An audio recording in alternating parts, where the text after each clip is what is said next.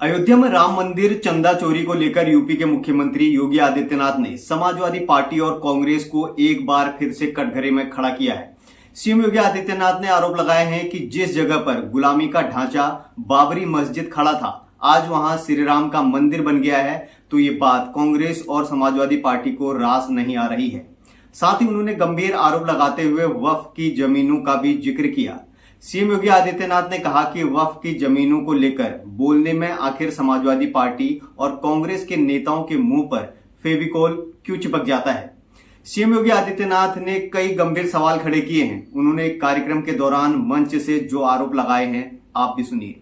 मैं समाजवादी पार्टी और कांग्रेस के लोगों से पूछना चाहता हूं, अयोध्या में जिस कथित चोरी पर तुम हिंदू आस्था पर खिलवाड़ कर रहे हो, एक भी बार बताओ वक्फ के नाम पर हजारों हेक्टेयर लैंड प्रदेश में भी और देश के अंदर भी बेची गई।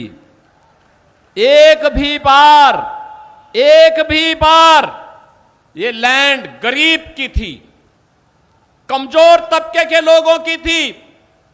ये लैंड जिसको गरीबों के नाम पर पट्टा दिया जा सकता था, जहां पर कन्वेंशन सेंटर बनाया जा सकता था, जहां पर किसी राजेंद्र मौर्य जैसे किसी गरीब व्यापारी के लिए दुकानें और व्यापारिक प्रतिष्ठान बनाए जा सकते थे, जहां से वह अपनी प्रतिभा और अपनी कारीगरी का परिचय देकर के दुनिया को देता।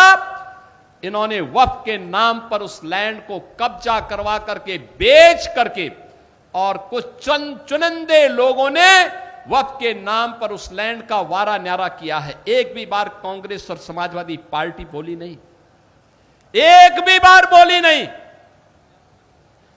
अयोध्या के बारे में तो मैंने पिछले दिनों ही कहा था, अयोध्या में श्री राम जन्मभूमि तीर्थ क्षेत्र न्यास ने उत्तर प्रदेश सरकार से एसआईटी के गठन की बात की थी, और मैंने कहा था एसआईटी दूध का दूध और पानी का पानी करके रहेगी। और बहनों और भाइयों, अयोध्या में एसआईटी ने जो जांच की, प्रारंभिक रिपोर्ट के आधार पर ट्रस्ट ने कार्रवाई करते हुए एफआईआर दर्ज कराई। एफआईआर के आधार पर जिनके खिलाफ साक्ष्य थे, उसके आधार पर कार्रवाई भी हुई है। लेकिन मैं कहता हूं, वक्फ के नाम पर समाजवादी पार्टी और कांग्रेस के लोगों के मुंह पे फेविकोल क्यों लग जाता है? क्यों इनका मुंह बंद हो जाता है? कैसे लोग हिंदुओं के धार्मिक स्थलों पर हिंदुओं के द्वारा दिए गए पैसे का दुरुपयोग कब्रिस्तान की बाउंड्री के नाम पर करते थे, तब आस्था आहत नहीं हो रही थी। जब ये इलीगल स्लॉटर हाउसेज चलाते थे, गौ माता की हत्या करवाते थे, गौ माता को तस्करों के हाथों में बिछवाते थे, तब क्या हिंदुओं की आस्था आहत नहीं हो रही थी? जब अयोध्या में राम भक्तों पर गोली और लाठी चलाते थे, क्या तब हिंदुओं की आस्था आहत नहीं हो रही थी? जब इनके द्वारा भगवान राम और भगवान कृष्ण को काल्पनिक कहा जा रहा था, तब क्या हिंदुओं की आस्था आहत नहीं हो रही थी? मैं पूछना चाहता हूं समाजवादी पार्टी और कांग्रेस से, जब ये कावड़ यात्रा को प्रतिबंधित करते थे, क्या तब हिंदुओं की आस्था आहत नहीं हो रही थी? जब इनके द्वारा श्री कृष्ण जन्माष्टमी के आयोजन पर रोक लगाई जाती थी, दुर्गा पूजा के पंडालों को रोका जाता था, तब क्या हिंदुओं की आस्था आहत नहीं होती थी? जब किसी हिंदू पर्व और त्योहार के पहले दंगे और उपद्रव शुरू होते थे, तब क्या हिंदुओं की आस्था आहत नहीं होती थी? क्या इसका जवाब कांग्रेस और समाजवादी पार्टी के लोग देंगे? और यह प्रश्न हम में से हर जागरूक नागरिक को इनसे करना चाहिए। इन लोगों से प्रश्न पूछा जाना चाहिए, तुम्हें क्या अधिकार है? श्री राम जन्मभूमि ट्रस्ट कार्य कर रहा है और मंदिर की व्यवस्था का संचालन कर रहा है। उस ट्रस्ट के कार्य में किसी का हस्तक्षेप नहीं। ट्रस्ट जिस प्रकार के कार्यों को आगे बढ़ा रहा है, आज भगवान राम का भव्य मंदिर उस रूप में हम सबके सामने दिखाई दे रहा है। कितना भव्य मंदिर!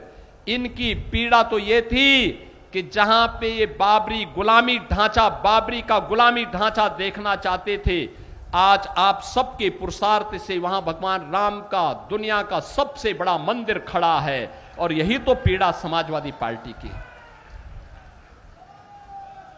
उनकी पीड़ा तो यह है, उनकी पीड़ा आस्था नहीं है।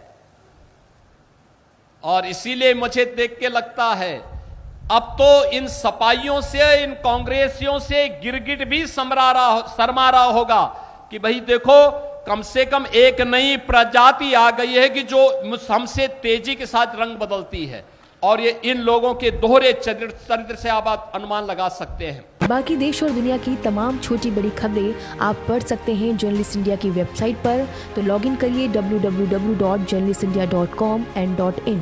इसके अलावा यूट्यूब, फेसबुक, इंस्टाग्राम और एक्स पर भी जर्नलिस्ट इंडिया को फॉलो करें।